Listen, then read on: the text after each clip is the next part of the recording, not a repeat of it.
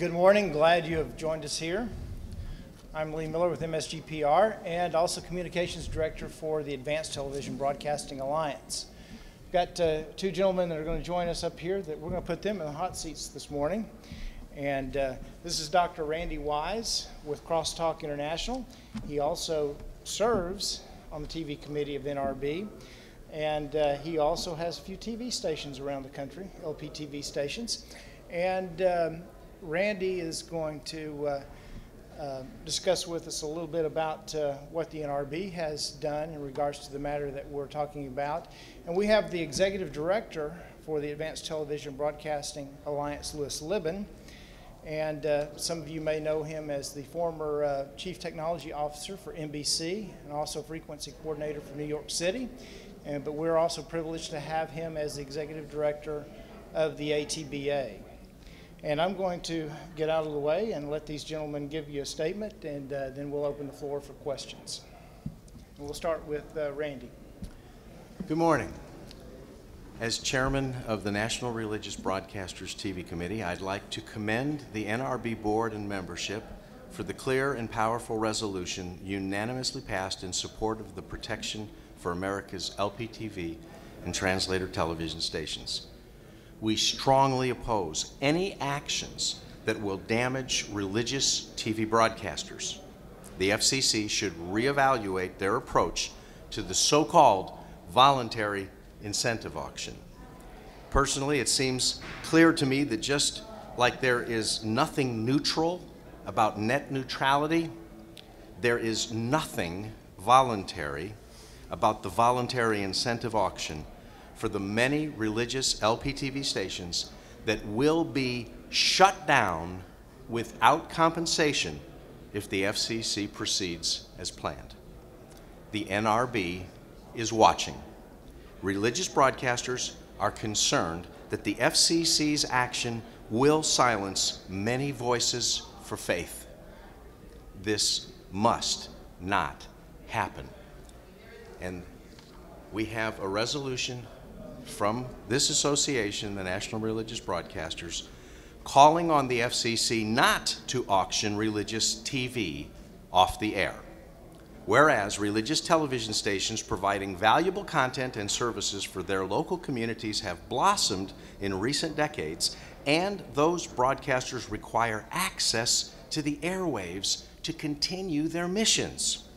Whereas NRB's many members include a significant number of full-power, Class A, and low-power television broadcasters, LPTV, that produce and/or telecast religious programming, the public service provided by these broadcasters is uniquely local, often showcasing programming with local churches or nonprofits and providing wholesome, family-oriented viewing choices. Whereas the Federal Communications Commission, the FCC, is working to implement an auction of television broadcast spectrum in order to make more spectrum available for wireless use. The FCC's statements to date leave open concerns for all NRB TV ministries regarding their place on the airwaves after this auction, and LPTV is in a particularly precarious position. Whereas NRB filed public comments with the FCC in January 2013 recommending that in the spectrum auction proceeding, the interests of the viewing public be kept paramount, that the FCC exercise the highest degree of transparency in the planned operation of the auction and in the standards it will employ in deciding the fate of broadcast stations, suggestions for a method to ensure equitable reimbursement for stations forced to relocate, and that the valuable localism provided by LPTV be protected in accord with the No Alter Clause. This was inserted by Congress in the auction's authorizing legislation. In addition, NRB filed a follow-up comment in May 2014, again emphasizing LPTV's critical role and that the FCC should do all in its power not to undermine LPTV through the spectrum auction. Therefore, be it resolved that NRB hereby calls on the FCC to take care not to auction any religious broadcaster off the air. Rather, the FCC should keep the interests of the viewing public paramount in the auction proceeding and not undermine programming choices for Americans, specifically the religious and family programming that NRB TV members provide free of charge to local communities. Thank you. Thank you, Dr. Wise and Mr. Libben. Thank you so much. And Randy, thank you so much for your words. My name is Louis Libben, Executive Director of the Advanced Television Broadcasting Alliance. Our membership is comprised of hundreds of low-power television broadcasters, translators, and allied industry organizations and companies. Busy day yesterday. Yesterday, here at the NRB, we heard a presentation from the FCC Incentive Auction Committee. We participated in the FCC's LPTV Learn webinar, and we met with multiple low-power TV station owners and programmers that air programming on LPTV stations. It has become evident that there is no plan to protect LPTV stations in the spectrum auction process, and the reach to viewers of religious programming stands to be drastically impacted. There are thousands of LPTV and translator stations, and most transmit religious and family programming. We believe that many of these stations, religious stations and stations that carry religious programming, will be forced off the air by the FCC because of the spectrum auction and subsequent repacking of the spectrum.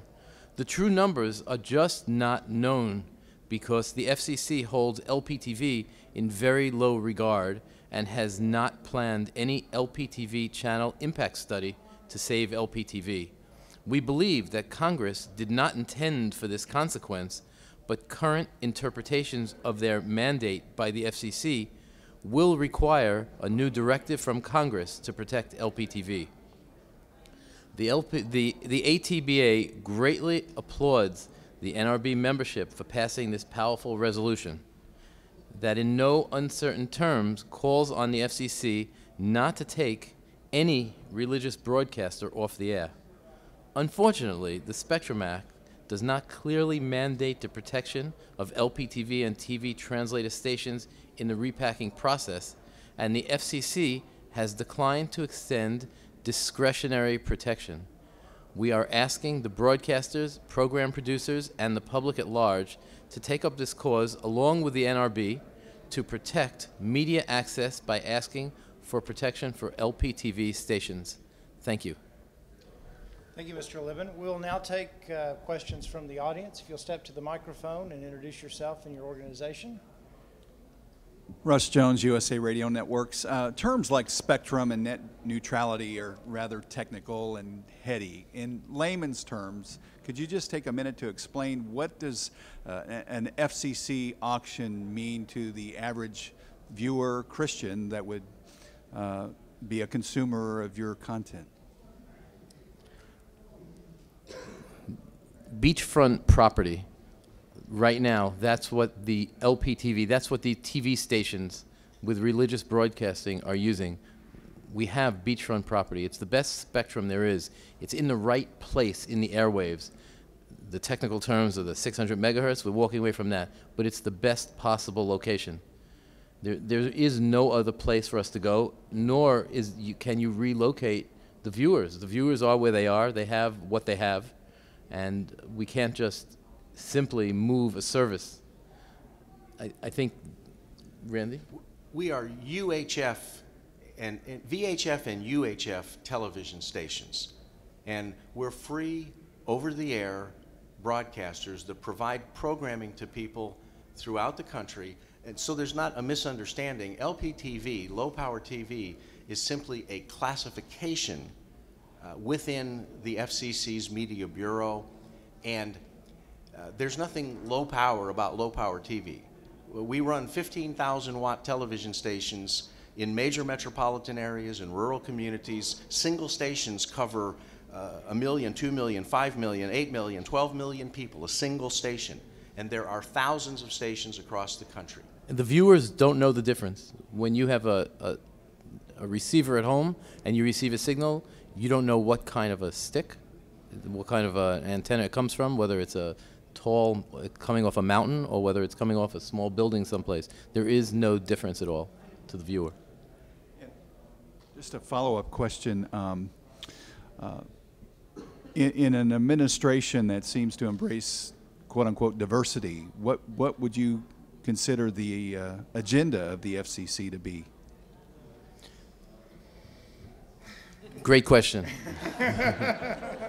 Diversity is really one of our main arguments for maintaining these services. It fits right into the agenda.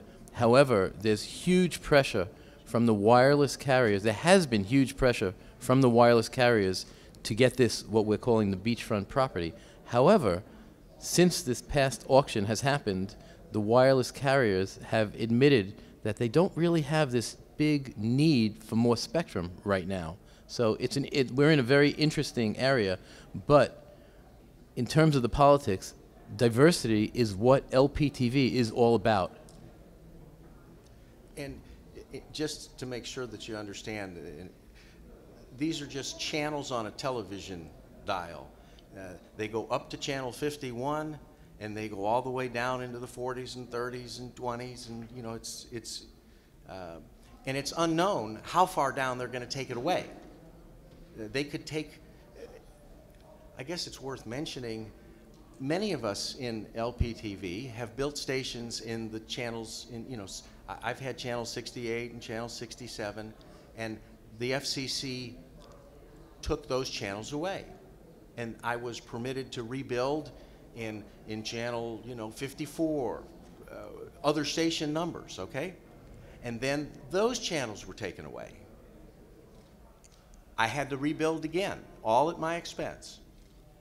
Then they took from 51 above, from 52 to 67 away. I had to build again on my nickel. I never complained. I knew when I got my license that I was subject to that possibility, but there was always some place to go. I could always move to another channel. They're taking away so many channels at this time, and they know this, that there will be no place to go in many markets. We will simply be taken away, perhaps 40%, just taken away without compensation. In a sense, we are like the American Indians, only there's no reservation going to be around for us. They're taking it away with no place for us to go and not even compensating for the confiscation. By the way, there is a fund for compensation for TV stations, but not for low-power television. The fund there's some significant money in it. It's $1.75 billion in it, but it's only for the large stations, and it's only for the Class A stations, not for the stations that we're talking about, the low-power television. And I'd like to ask you to think about something. There was a recent report that we went to hear the FCC discuss about station values just yesterday. And television stations are worth tens of millions and hundreds of millions of dollars. It's not chump change. A station in a major metropolitan area that is most vulnerable, the major metropolitan areas, it's almost a certainty that the LPTV stations will be wiped out. You can be in the same building, on the same tower, putting out a television signal to the same people, and one station is going to be given hundreds of millions of dollars, and another station is going to be said, it's going to get zero, and not even be said, thank you for the service you've provided all these years to the community for free. I don't think that's fair. Sure. Ian Curry, technical with InTouch Ministries. Is the intent to eliminate terrestrial broadcasts across the UHF and VHF spectrum for other purposes? Is that the point of the buyback or take back? I think pretty much that is the intent. Slowly but surely, as Randy has explained, television used to go up to channel 80, and then it went to 69, and now we lost the 60s, which was what's known as a 700 megahertz band, and it goes for certain reasons, but it goes for some of it went for public safety, some of it was auctioned off, but essentially it's as technology is moving ahead, the FCC has plans, but the plans aren't always in lockstep with the viewers or with what the public wants. Related and follow-up question. Sometime, I'm not completely familiar with the situation. I'm from England. But I believe that there's a cut-off date towards the end of this year to get away from analog and to move over to digital broadcast. And that allows co-channel broadcasting. So you can put, so channel 61 and 2 now can be used. Is that playing into this as well? Is that affecting you because you've had to go to digital as well? It's affecting me personally as a television broadcaster in this way. The digital transition required the class of full power broadcasters to handle their transition to digital some years ago. They enabled the LPTV stations and Class A stations and translators to delay that transition, but most of us, many of us understood that to have access to bring our messages, in my case, the message that Jesus Christ changed my life and he's still in the life-changing business, many of us understood we have to invest whatever is required to be a digital station, to be able to have our voices, our messages heard. And there was an implicit promise, I felt, I was being told by the government, they invite us to come and serve the public. We were invited to come and build these stations throughout the nation. And they wanted to have localism as a factor. They wanted to have diversity. They wanted to be able to have minorities own and operate television stations. They wanted to have women be able to be involved in broadcasting. Our television companies are majority female owned. Our entity. My wife, we have 6 children. Our 12th grandchild hopefully will be born today if all goes well. I'd rather not be here. We care about what affects families. I don't want my grandchildren to be influenced only by those forces that reject the values that I have as a Christian. And as a licensed television broadcaster, I have the right to I don't have to ask permission to declare that I believe in Jesus and I believe he's the only way to have forgiveness. I don't want to ask Microsoft or Google or AT&T and Verizon, I don't want to ask their permission to declare my worldview. And again, technical, I hear the passion. Thank you for carrying that for us. The cutover date from analog to digital, I think that plays into this because those stations that haven't been able to afford to do that are going to have to what we call flash cut in September. And by flash cutting then, you would make an assumption that somebody somewhere knew that this was coming and that would be, moving to digital would be a guarantee for the future. And so then you go digital and then next year you're off the air. Something doesn't tie up there.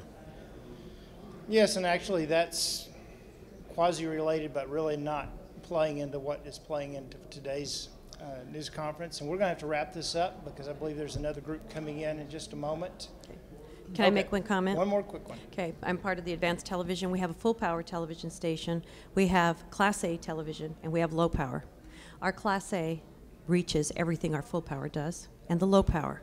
The Class A used to be a low power. And some years ago when we were able to take low powers and go to Class A's, we did that. We made that change. So our Class A is protected, but the low power is not.